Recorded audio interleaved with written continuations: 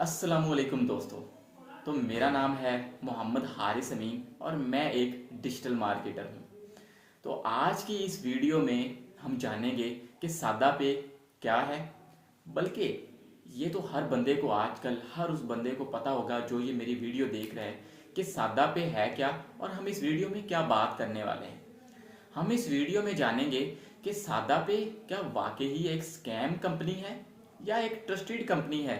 क्या इसकी सर्विसेज खराब हुई हैं या इनका मकसद ही पाकिस्तानी अवाम को लूटना था। तो ये बात है 2019 की, जब सादा पे ने पाकिस्तान में कदम रखा as a first digital bank. Main question ये है कि सादा पे को लोगों ने पसंद क्यों किया। हालांकि पाकिस्तान में ऑलरेडी इजी पैसा, जैज़ कैश और different mobile banking apps available थी, उसके बावजूद सादा पे एक वर्चुअल बैंक जिसकी पाकिस्तान में कोई ब्रांच नहीं है, जो कि आपको जगह जगह पे HBL की, UBL की, हालांकि जैज़ कैश और इजी पैसा वालों की भी ब्रांचेस नज़र आती होंगी रोड पे, मगर सादा पे की कोई फिजिकल ब्रांच आपको, कोई बैंक नज़र नहीं आता होगा।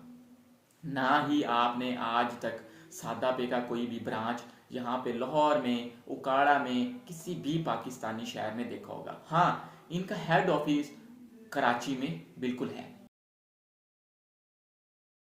तो ये बात है 2019 की, जब सादा पे ने as a first virtual bank Pakistan में कदम रखा। और लोगों ने इसको पसंद इसलिए किया क्योंकि एक नंबर पे तो इनकी सर्विसेज बड़ी स्मूथ थी। इजी पैसा और जैज़ कैश की एप्लीकेशन इतनी स्मूथ नहीं थी, जो कि आज भी उनमें बग्स आती रहती हैं। दूसरी रीज़न ये पाकिस्तान में फ्री ATM कार्ड दे रहे थे, जिसके साथ साथ ये एक वर्चुअल कार्ड भी दे रहे थे जिसको यूज़ करते हुए आप इंटरनेशनल ट्रांजैक्शंस कर सकते थे।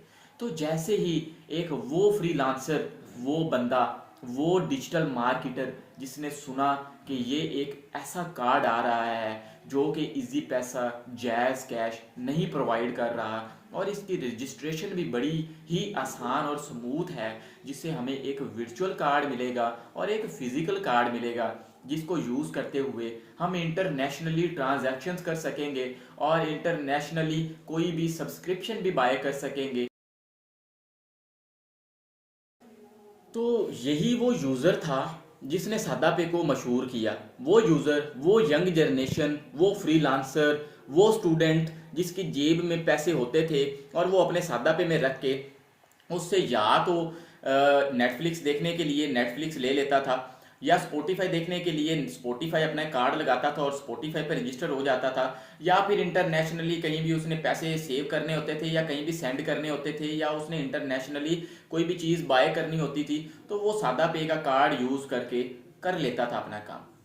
इन्होंने अपना वही यूजर खराब किया, वही स्टूडेंट, वही फ्रीलांसर, वही डिजिटल मार्केटर, वही कंटेंट क्रिएटर जो इनके प्लेटफॉर्म को चलाने में इनका सबसे बड़ा क्लाइंट था, उसी को इन्होंने खराब कर दिया। क्योंकि वही यूजर था जिसकी ट्रांजैक्शन बाद में फेल हो रही थी। उन यूजर को इन्होंने बैकअप देने की बजाय, उन यूज़र को फैसिलिटेट करने की बजाय उनका कार्ड ब्लॉक करके उनसे दोबारा पैसे लेके नया कार्ड देने की बजाय अपनी एप्लीकेशन में फेल ट्रांजैक्शन पे फीस रखने की बजाय यूज़र का अकाउंट ही सस्पेंड कर दिया। और यही सस्पेंशन इनके जो प्लेटफॉर्म है उनकी खराबी की, उनके बुरे दिनों की और उनकी जो इतनी बदनामी हो रही है इसकी वजह बनी। क्योंकि यही तो वो यूज़र है जो आजकल के दौर में सोशल मीडिया को हैंडल कर रहा है और कंट्रोल कर रहा है, और यही वो यंग जनरेशन है जो सादा पे थी। क्योंकि एक कम पढ़ा लिखा बंदा, एक गांव का वो बंदा जिसने इंटरनेशनली कोई ट्रांजैक्शन नहीं करनी, जिसने कभी ATM नहीं जाना, उसका सादा पे से क्या लेना देना। वो तो ऑलरेडी इजी पैसा और जैज़ कैश का यूज़र है और उसी का रहेगा। सादा पे ने अपना कस्टमर, रियल कस्टमर जो इनका वाकई ही कस्टमर था, जिन्होंने इनको चलाया, उसी को खराब कर दिया। सादा पे ने जब देखा कि अब हम पीक पे हैं, सादा पे ने अपने जो राइट्स हैं, ये एक तुर्किश कंपनी जो रेडी तुर्की में सुनने में आया है कि थर्ड क्लास परफॉर्मेंस उसकी रही है, उसको सेल कर दी।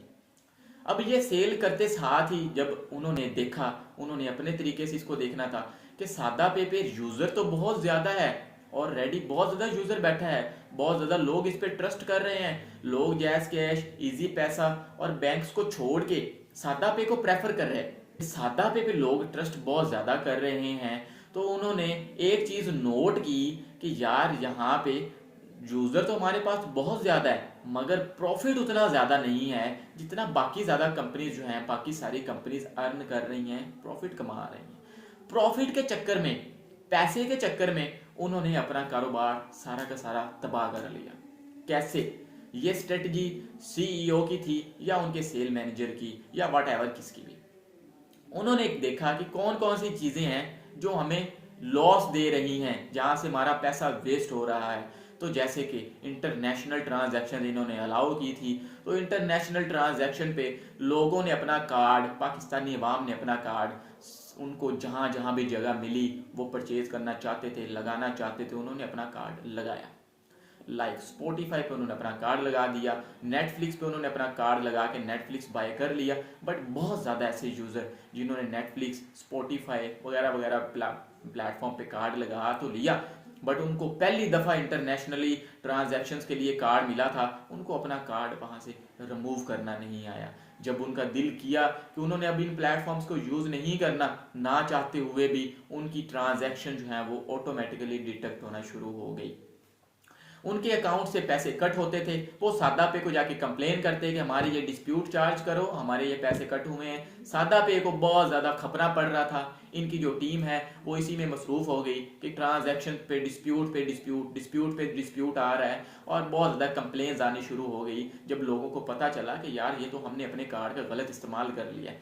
तो सादा पे ने एक अच्छी चीज़ यहाँ पे यूज़ की। उन्होंने कहा कि आप अपना पुराना कार्ड ब्लॉक करवा के एक नया कार्ड री इशू करवा सकते हो फ्री ऑफ कॉस्ट, बट एक दफ़ा। ये बात उनकी बहुत पसंद आई और मैंने भी अपना कार्ड री इशू करवा लिया।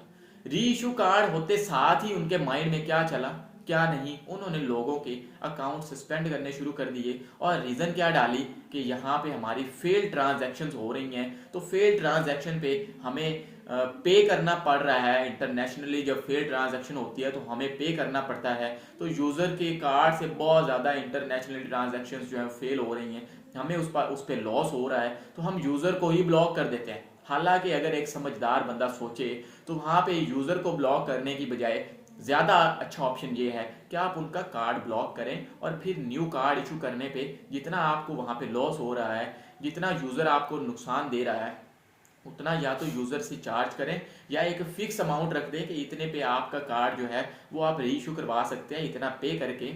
और या फिर आप वहाँ पे अपनी नया पे की तरह फेल ट्रांजैक्शंस की लिमिट रख दें कि एक कार्ड जब 5 ट्रांजैक्शन उस पर फेल होंगी तो आपका कार्ड ऑटोमेटिकली ब्लॉक हो जाएगा। यूज़र का अकाउंट ब्लॉक करना बिल्कुल नहीं बनता था, बट इन्होंने वही गलती की, यूज़र का अकाउंट ब्लॉक कर दिया। अब यहाँ पे एक वो यूज़र भी था जिसका अकाउंट उसने बना तो लिया था। जब उसने देखा कि मेरा दोस्त भी सादा पे इस्तेमाल कर रहा है, उसने भी सादा पे अकाउंट तो बना लिया, मगर उसकी जेब में एक आना भी नहीं होता था। उसने अपने सादा पे अकाउंट में 1 रुपया भी नहीं रखा हुआ था। तो सादा पे ने उसका जब अकाउंट ब्लॉक किया तो उसको कोई फर्क नहीं पड़ा, उसका अकाउंट यूज नहीं था, ना उसके अकाउंट में पैसे पड़े थे। बट दूसरे नंबर पे वो कम्युनिटी आती है जो फ्रीलांसर कम्युनिटी थी, जो मेरी तरह के लोग थे जो सादा पे को यूज कर रहे थे अपने बिजनेस के लिए और इंटरनेशनली ट्रांजैक्शंस के लिए। उस वाले यूजर का जब कार्ड ब्लॉक होने की बजाय अकाउंट ही ब्लॉक हो गया तो उस यूजर के बीच में लाखों नहीं करोड़ों रुपए पड़े थे। वो यूजर अपने उस अकाउंट को इंटरनेशनली कस्टमर के साथ लेन देन में इस्तेमाल कर रहा था, जो कि सादा पे ही सिर्फ ऑफर कर रहा था। अब उस यूजर का जब अकाउंट ब्लॉक हुआ तो वो यूजर सर पकड़ के बैठ गया कि अब भाई ये मेरे साथ क्या हाथ हो गया है, क्योंकि वहां पे वो ये सोच ही नहीं रहा था कि मेरा कार्ड ये ब्लॉक करेंगे ज्यादा से ज्यादा, ये नहीं सोच रहा था कि मेरा अकाउंट ही सस्पेंड हो जाएगा। अकाउंट इन्होंने टेम्परेली सस्पेंड करने के बाद एक मेल कर दी कि हमारा जो आपका जो अकाउंट है वो सस्पेंड हो गया है और हमने आपको ऑलरेडी वार्निंग दी थी, आपने उस पर अमल नहीं किया तो हमने अकाउंट सस्पेंड कर दिया है। आप एक दफ़ा उसको रिक्वेस्ट कर सकते हैं, हम उसको दोबारा उसकी रिव्यू करेंगे। अगर आपका अकाउंट ठीक हुआ तो हम उसको वापस कर देंगे, नहीं तो हम उसको आपका अकाउंट जो उसको परमानेंटली ब्लॉक कर देंगे। अब ये चीज़ इनकी यहाँ पे गलत थी कि इन्होंने दूसरी बड़ी गलती ये की कि वो यूज़र जिसका बीच में पैसा पड़ा था, इनका रेगुलर और बहुत ज़्यादा पुराना यूज़र था, उसको कोई बेनिफिट नहीं दिया, उसको कोई रिलैक्सेशन नहीं दी। इनको चाहिए था कि वहाँ पे उस यूज़र का, जो इनका पुराना यूज़र है, जो काफ़ी टाइम से इनका यूज़र है और लोगों को रेफ़र करके इनके प्लेटफॉर्म पे ला रहा है, उसको बिल्कुल भी ख़राब नहीं करना चाहिए था। बट इन्होंने उसी यूज़र को ख़राब किया। किस चक्कर में? सिर्फ अपनी इंटरनेशनल ट्रांजैक्शन की फ़ीस बचाने के चक्कर में। यहाँ पे ही मामला ख़राब हुआ और फिर लोगों का जितना भी पैसा पड़ा था सादा पे में, वो वहीं का वहीं रह गया। इन्होंने उसके बाद एक फॉर्म दिया कि फॉर्म फिल करो और आपके जितने पैसे पड़े हैं वो आपको हम वापस रिफंड कर देंगे, कोई भी अल्टरनेटिव अकाउंट हमें दे दो, इसी पैसा जैस कैश वट। अब वहाँ पे यूज़र जो मेरी तरह का यूज़र था, जिसका इजी पैसा पे भी अकाउंट है, जैस कैश पे भी अकाउंट है, बैंक में भी अकाउंट है, नया पे भी अकाउंट है, डिफरेंट और भी काफ़ी ज़्यादा उसके बैंक्स हैं, उसको ये बिल्कुल भी आइडिया नहीं है कि उसके सादा पे अकाउंट में 1000 रुपया पड़ा है, अभी वक्ती तौर पे 10,000 पड़ा है, 50,000 पड़ा है, या फिर अगर एक छोटी अमाउंट की बात करूं तो उसे नहीं पता कि मेरे अकाउंट में 10,000 हैं, 10,500 हैं, 11,000 हैं या 12,000 हैं। 1-2 हज़ार का गैप अक्सर लोग माइंड में नहीं रखते। लोग अपना अकाउंट बैलेंस इसीलिए चेक करते हैं कि उनको याद नहीं रहता कि उनके अकाउंट में एग्जैक्ट अमाउंट कितनी है। इन्होंने अपने फॉर्म में डाला कि आप अपना CNIC नंबर डालो, फुल नेम डालो, अपना एक्सपेक्टेड अमाउंट डालो, आपके अमाउंट कितनी पड़ी थी। अब ये वाला क्वेश्चन करना बनता ही नहीं है। जब आप एक ऑनर है अकाउंट के, जब आपका अपना अकाउंट है, आपको उनको ये बताने की ज़रूरत नहीं है, जब अपना आप ID कार्ड भी दे रहे हो, कि आपके अकाउंट में पैसे कितने पड़े हैं। क्या सादा पे को या सादा पे की टीम को नहीं पता कि इस बंदे ने अपने अकाउंट में जो हमारे साथ रजिस्ट्रेशन की हुई है उसमें कितने पैसे रखे हैं? बिल्कुल पता है। ये एक बहुत ही फजूल क्वेश्चन था। अब यहाँ पे ही इन्होंने लोगों को पकड़ा और वो हर बंदा जिसको इस चीज़ का नहीं इल्म था कि मेरे अकाउंट में कितने पैसे पड़े हैं, उसके अभी तक पैसे रिफंड नहीं हुए। अभी तक सादा पे जाके वो रिक्वेस्ट कर रहा है, इनको मेल्स कर रहा है, मगर पैसे उसके नहीं मिल रहे। सादा पे ने उसके बाद एक और बहुत ही बुरी हरकत की कि इन्होंने हर यूज़र को एक ईमेल कर दी कि आपके पैसे रिफंड हो चुके हैं, चेक कर लें। हालांकि वो भी एक झूठ था। उसके ठीक 10 से 15 मिनट बाद दोबारा फिर मेल आ जाती है कि ये पिछली जो मेल थी ये बाय मिस्टेक हमसे सेंड हो गई थी, उसको इग्नोर करें। आप सोचें कि एक इतनी बड़ी कंपनी जिसके यूज़र ऑलरेडी ख़राब हो चुके हैं, जिसके रिव्यूज़ ऑलरेडी बहुत गंदे हैं, जिनके सोशल मीडिया पेजेस पे आप जाके कमेंट पढ़ें तो आपको समझ आएगी कि इन्होंने कितने लोगों का पैसा खाया है, वो कंपनी हर यूज़र को एक गलत बाय मिस्टेक ऐसी मेल कैसे कर सकती है जो मेल अगले यूज़र को हिला के रख दे। सादा पे ने लोगों का अब तक करोड़ों रुपया खा चुकी है और अपने पास उन्होंने रखा हुआ है, जिसमें मैं भी विक्टिम हूँ। तो क्या स्टेट बैंक को इस पे एक्शन नहीं लेना चाहिए? और आप लोगों से मेरा क्वेश्चन है कि स्टेट बैंक या कोई भी अदारा इस कंपनी के खिलाफ एक्शन क्यों नहीं ले रहा?